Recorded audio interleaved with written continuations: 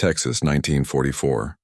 The winter wind slid across the plains like a dull blade, cutting through the seams of the trucks that groaned along the dirt road. Inside the last truck, 23 German prisoners sat pressed shoulder to shoulder, their breath a thin mist in the half-light. They were not soldiers anymore. They were clerks, radio operators, field nurses, women caught between fronts that had long since shifted west. Among them, 24-year-old Anneliese Mertens, once a Luftwaffe communications aide, clutched a canvas satchel that held all she had left, a pair of gloves, a Bible torn from its cover, and a letter she had never dared send. For weeks she had believed America would look like the stories whispered through the camps in France, factories as prisons, guards who spoke in gunfire. The rumor said the Americans chained their captives, worked them until they collapsed, and buried them where the cotton fields met the desert. As the convoy slowed, every engine sputtered into silence. The sound that replaced it was the dry hiss of wind through mesquite. Somewhere ahead a bell rang once, low and uncertain. "End of the line," a voice called. The rear doors opened to a burst of white daylight. Anneliese flinched, blinking hard. Instead of shouting sergeants, she saw men in khaki coats unloading crates marked with red crosses. Beyond them stood a stone building with narrow windows and a small iron cross at its peak. Its walls were sun-bleached, the paint on the wooden shutters curling like old paper. A sign hung crooked above the gate, St. Agnes Mission Hospital. The women hesitated at the threshold. They had been told they were going to a labor camp, yet this place smelled not of oil or dust but of bread and disinfectant. A tall chaplain in army khaki, silver crucifix gleaming against his collar, raised a clipboard. "Names will be taken inside," he said evenly. "You will be housed here for medical duty. The sisters will explain the rules." Sisters. The word did not register at first. Only when two figures in black habits appeared at the doorway did the prisoners understand. The nuns moved quietly, their faces pale ovals framed in cloth, eyes calm and unreadable. One of them, older, her hands red from scrubbing, looked at the Germans as if she were seeing exhausted travelers, not enemies. "Come," she said in slow, careful German. "You are cold." Inside the mission, warmth hit them like a tide. Coal stoves glowed in iron grates, and the air was thick with the scent of soap and something sweeter. Melted chocolate, maybe, though that seemed impossible. The corridor was lined with cots, some holding wounded American soldiers, others empty. The women were guided to a side room where enamel basins steamed on a long table. A young nun with wire-rimmed glasses stepped forward carrying a dented tin pot. Without a word, she poured dark liquid into chipped mugs and handed one to Anneliese. Steam rose between them. "Drink," she said softly. Anneliese lifted it with shaking hands. The smell struck her first. Milk, sugar, cocoa, luxuries she had forgotten existed. She hesitated, suspecting a trick, but the nun only waited, smiling faintly.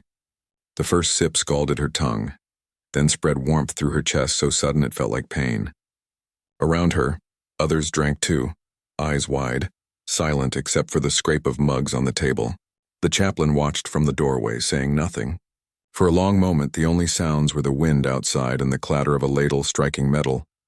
As the nun refilled each cup, Anneliese set her mug down carefully. "Why?" she asked in halting English. The sister looked at her, not with pity but with a kind of tired conviction. "Because you are thirsty," she said. No one moved. It was such a small sentence, but it carried a weight the prisoners could not measure. They had been treated as burdens, as statistics, as evidence of defeat. Here, for the first time, someone had addressed them as souls with needs simpler than ideology. Water, warmth, mercy. Later, when they were shown their quarters, a row of clean bunks in what had once been a schoolroom, Anneliese sat by the window, hands wrapped around the empty mug.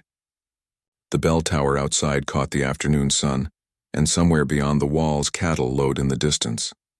She tried to make sense of the contradictions. Soldiers who said please, nuns who offered chocolate, a nation strong enough to be gentle. That night, as lights dimmed and the last hymns from the chapel faded into the wind, she whispered to herself in disbelief, half prayer, half confession, "This is America." Morning came pale and blue through the thin curtains of the mission dormitory. The bell rang once, its echo sliding through the stone halls like a reminder that time still obeyed order here. Anneliese Mertens woke to the scent of soap and coal dust, the mattress beneath her softer than anything she had known since capture. For a moment she didn't know where she was. Then the quiet footsteps of the sisters passed outside the door, and memory returned. The truck, the chapel, the cup of hot chocolate that had tasted like a dream. She dressed quickly, fastening the last dull button of her uniform, the fabric still stiff with salt from sea voyages. The other women moved in the same half-trance. No one spoke. They were waiting for the cruelty that always followed kindness, the blow that would remind them this peace was temporary.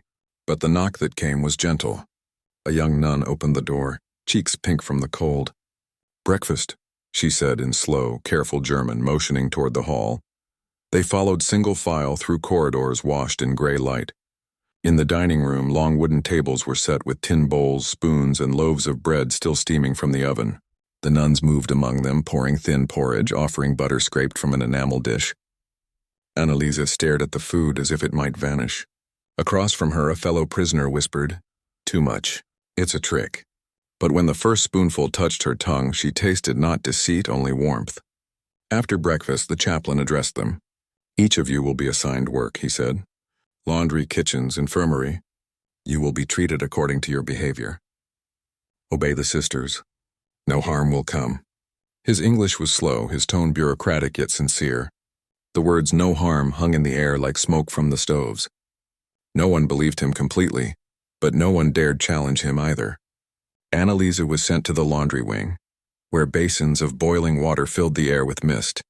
For hours she worked beside Sister Agnes, the elder nun whose hands were cracked and red from years of lie. They spoke little at first. The rhythm of scrubbing sheets and hanging them over lines filled the silence.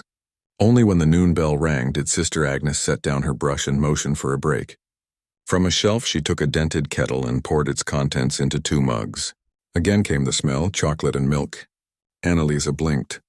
"You serve this every day?" "Every cold day," the nun said, smiling faintly. "Americans cannot live without it. We have enough for all." She handed over the cup. The handle was warm from her touch. Outside, the wind carried dust across the courtyard. Yet in this small room the air felt almost domestic, like a kitchen before dawn. Anneliese drank slowly this time, letting the sweetness coat her throat. Something in her chest eased. When she glanced at Sister Agnes, she noticed the faint tremor in the woman's hands. Age, perhaps, or fatigue that never ends. The thought startled her to feel pity for a captor. That afternoon, new duties were posted on a bulletin board near the chapel. Some prisoners were to assist in the infirmary, others in the gardens that ringed the mission walls. Anneliese's name appeared beside kitchen. She reported there after evening prayers, expecting punishment work, but found instead an orderly room of copper pots, sacks of flour, and a radio whispering Glenn Miller through static. An American sergeant stirred a pot at the stove. He nodded to her, muttered, "Keep stirring," and went back to his ledger. No insults, no threats, just the mechanical continuation of duty. By the time the sun dropped behind the ridges, the day's disbelief had softened into exhaustion. After lights out, Anneliese sat on her bunk, the faint taste of cocoa still on her tongue. Around her, the others breathed evenly, their fear temporarily sedated by fatigue and food. From somewhere down the corridor came the faint hum of voices, the sisters chanting Compline, the last prayer before sleep. The sound was simple, steady, almost like a lullaby. She tried to remember the last time she had heard women sing without fear. In Germany, the war had swallowed even music. Every melody had become a march. Now here in enemy custody, the notes carried something different. Not triumph, not sorrow, just persistence. It felt like the opposite of hate. Before closing her eyes, she traced her finger around the rim of her empty mug and thought of the nun's words. "Because you are thirsty." It was such an ordinary answer, and yet it unsettled her more than any sermon could. If mercy required no reason, then the world she had believed in, of ranks, obedience, punishment, had been built on a lie.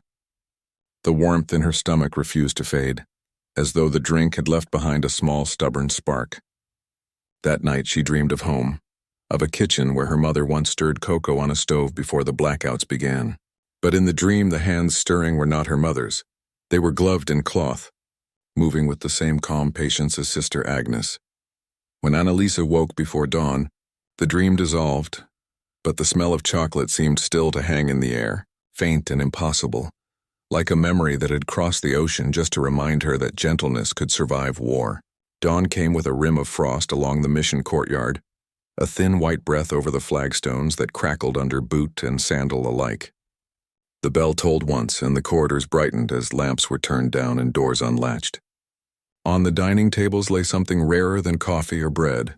Stationery, a single sheet for each prisoner, pale blue with a War Department stamp and a line of rules typed at the bottom in English and German. One page, no mention of troop movements. No complaints. Subject to censorship. It might as well have said, "Choose your truth carefully." The sisters handed out pencils. Anneliese turned the paper and smoothed it with her palm, as if she could iron fear out of it. The words would not come. What could she tell her mother that would not sound like madness? She wrote "Dear Moody" and stopped. Across the room, a woman with ink-stained fingers pressed her knuckles to her teeth, then began again from the top.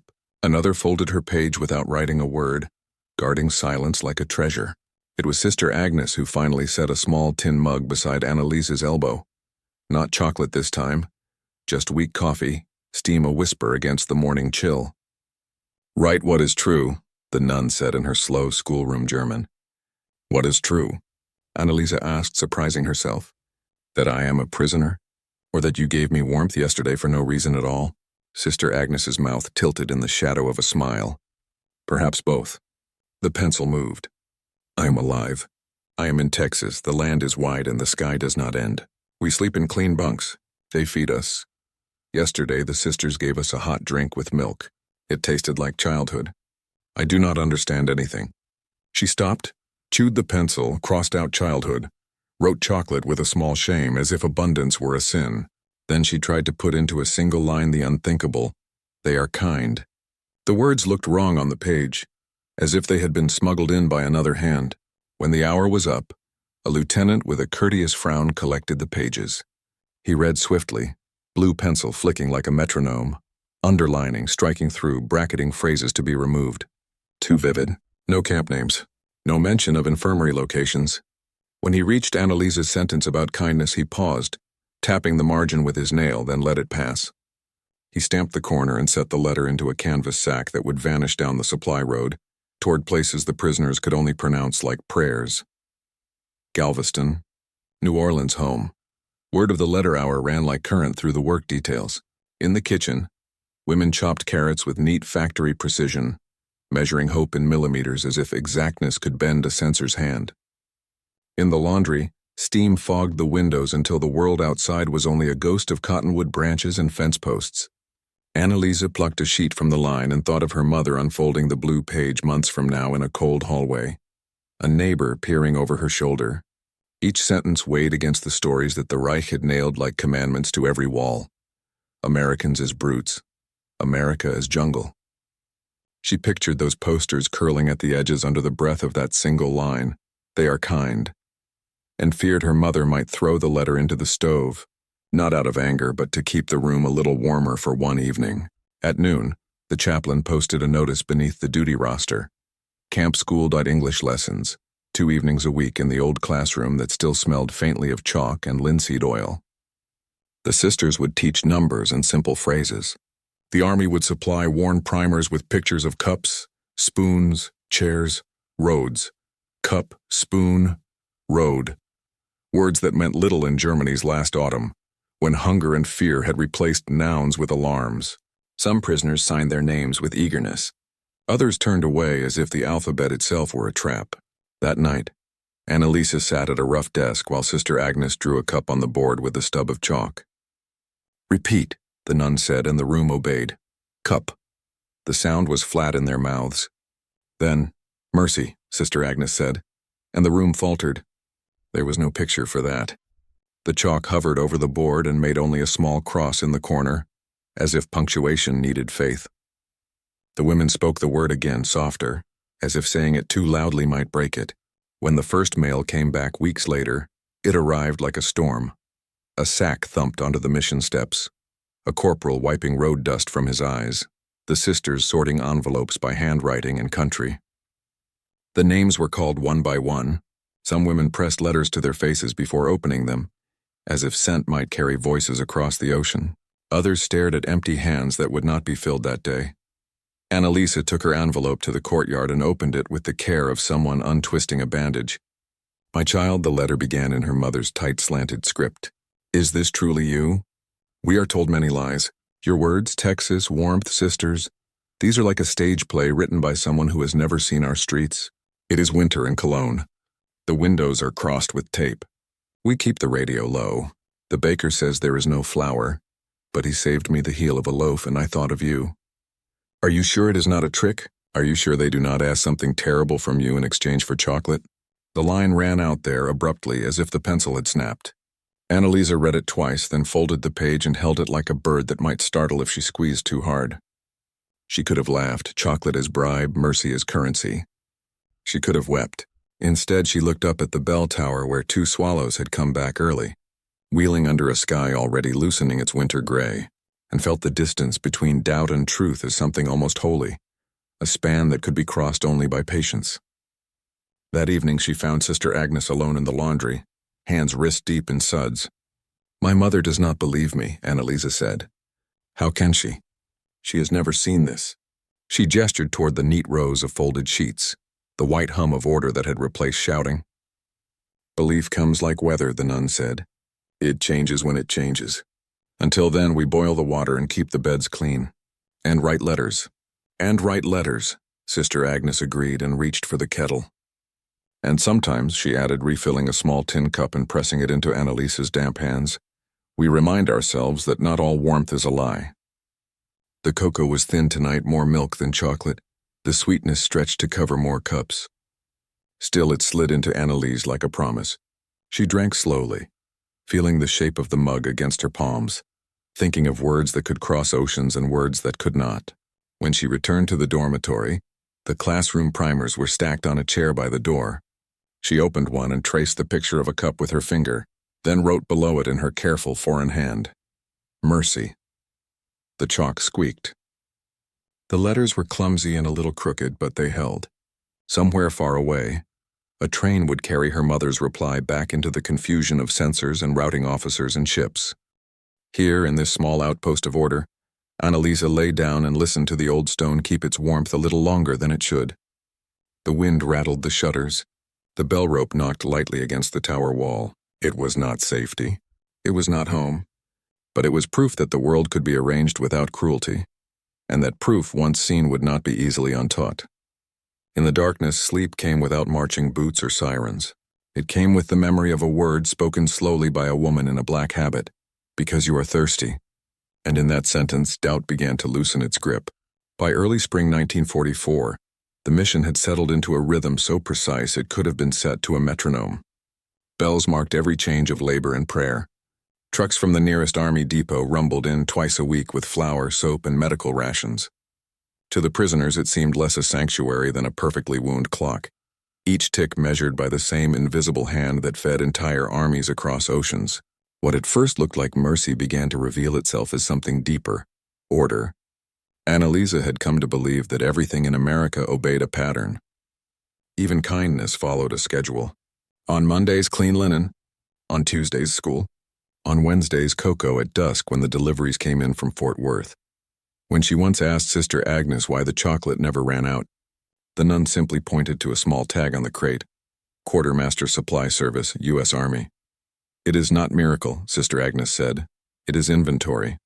The word stayed with her. In Germany, compassion had been rationed like bread. Here it was tallied, shipped, logged, and signed for. The precision frightened her more than chaos ever had. Yet the result was undeniable. No one went hungry, no one was beaten, and no one disappeared. The war outside raged in headlines, Normandy rumors, Rome, Pacific Islands. But inside these stone walls, the greatest weapon seemed to be efficiency itself. Once a week, the chaplain gathered them for inspection, reading aloud from the Geneva Convention in a voice as dry as scripture. "Prisoners of war," he recited, "must be treated with humanity. They are entitled to adequate food, shelter, and medical attention." The text sounded bureaucratic, but its enforcement was near religious. Guards checked water temperature for laundry, verified calorie counts, and reported every infraction up the chain of command. The prisoners joked in whispers that they had been captured by accountants. Yet in those ledgers lay a quiet philosophy, that decency could be systemized. In the infirmary, Anneliese learned to translate that philosophy into motion. She changed dressings on wounded men who never raised their voices, measured morphine with trembling hands, and recorded vitals on printed charts where each line, each number meant someone would live another day. Once, when a young soldier from Ohio thanked her in broken German, she nearly dropped the thermometer. Gratitude from an enemy felt heavier than accusation. Sister Agnes explained it one evening while rinsing bandages under a flickering bulb. "They make mercy practical," she said. "They build it into the pipes and the paperwork so it cannot be forgotten." Outside, the supply truck idled while two GIs unloaded boxes of canned milk. The driver, a black sergeant with grease on his cheek, grinned at the women watching from the porch. "Hot stuff coming through," he said, patting a crate. None of them understood the words, but the warmth of his voice carried meaning enough. For Anneliese, it was another contradiction added to the growing list. A country that could segregate its own men, yet feed its enemies with precision. At night, she wrote these contradictions in a small notebook the nuns had given her for English practice. Mercy by system. Kindness counted like bullets. Power without cruelty. She underlined the last phrase twice. In the silence that followed lights out, she could hear the faint rhythmic hum of generators, the heart of the machine that made all this order possible. It lulled her to sleep the way hymns once had. When spring storms came, turning the Texas clay into red rivers, the mission became a fortress of routine against weather and war alike. The sisters distributed mops and towels. The prisoners sealed windows with waxed paper. Through every disruption, the same pattern held: labor, rest, prayer, and cocoa. Even fear began to fit the schedule. One afternoon, an American inspector arrived from headquarters, a colonel with silver hair and a clipboard thick as a sermon. He walked the halls with Sister Agnes at his side, checking cleanliness, asking questions in a voice that expected obedience. When he reached the dormitory, he stopped, studying the neat rows of bunks and the chalked English lessons on the board. "They learning fast?" he asked. "Faster than we expected," Sister Agnes said. He nodded once. "Good, they'll carry that home." Then, almost to himself, "A better advertisement for democracy than any leaflet we could drop." Anneliese heard it from the doorway and understood for the first time that she was part of a strategy larger than comfort or charity.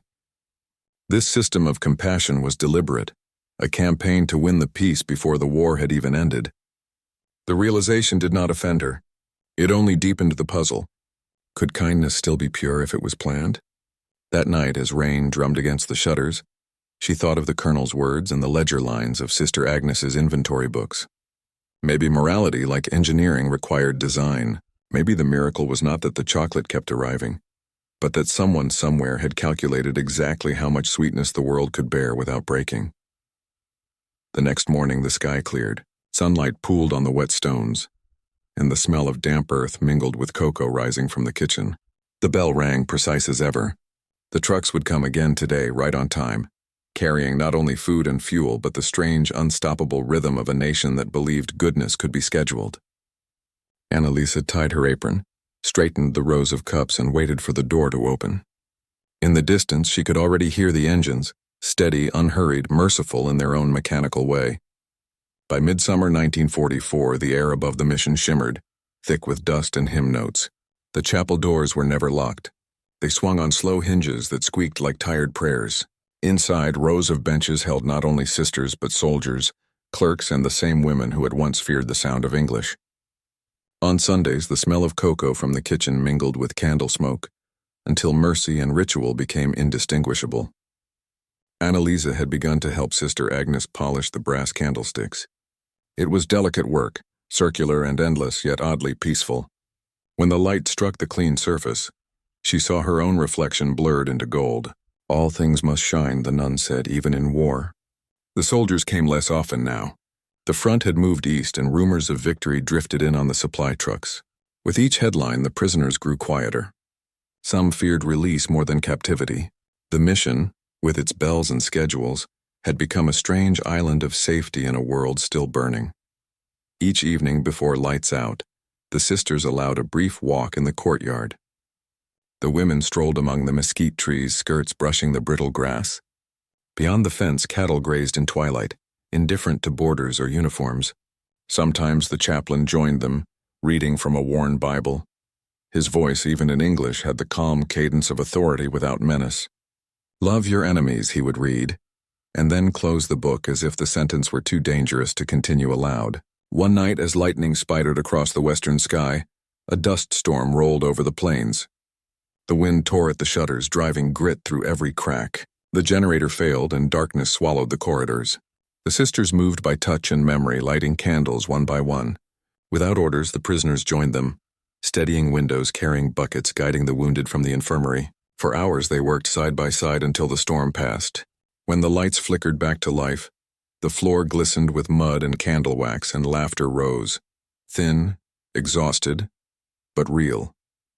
Sister Agnes, hair loosened from its coif, looked at Anneliese and said, "You see? Even chaos can pray." It was the closest thing to poetry the nun ever spoke. The next morning the sun returned, merciless and clean. The yard steamed like a forge. The mission bell rang for inspection, but the colonel did not appear. Instead, the chaplain announced that the sisters would hold a joint service of thanksgiving, for safety, for endurance, for the fact that no one had run away during the storm. The benches filled quickly. On one side sat the sisters and American staff. On the other, the German prisoners in khaki dresses faded almost to the color of dust. When the hymn began, voices faltered. Then someone, no one later remembered who, started singing Stille Nacht in a trembling alto. The melody wove through the chapel like smoke. One by one, English words joined German ones, and the two languages found the same rhythm before the last note dissolved into silence. After the service, Anneliese lingered by the door. She had sung without thinking, and now the weight of it pressed against her ribs. The chaplain paused beside her. "Strange, isn't it?" he said.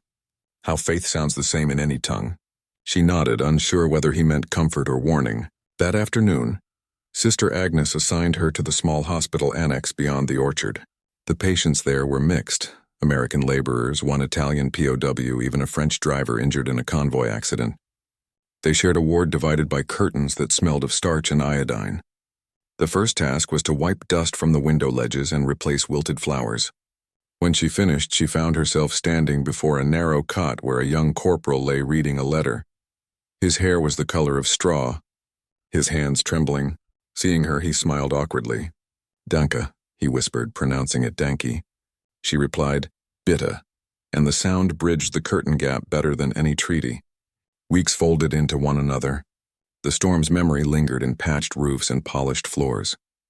The nuns resumed their counting. The trucks resumed their rhythm. Yet something invisible had shifted. The prisoners no longer lined up from fear but from habit. When the cocoa pot made its round in the evenings, laughter followed it like perfume. They had stopped waiting for cruelty to return. Anneliese began keeping a list in her notebook. Things that survive war. She wrote bread, laughter, hymns, the smell of rain, chocolate. Then she added after a pause, faith.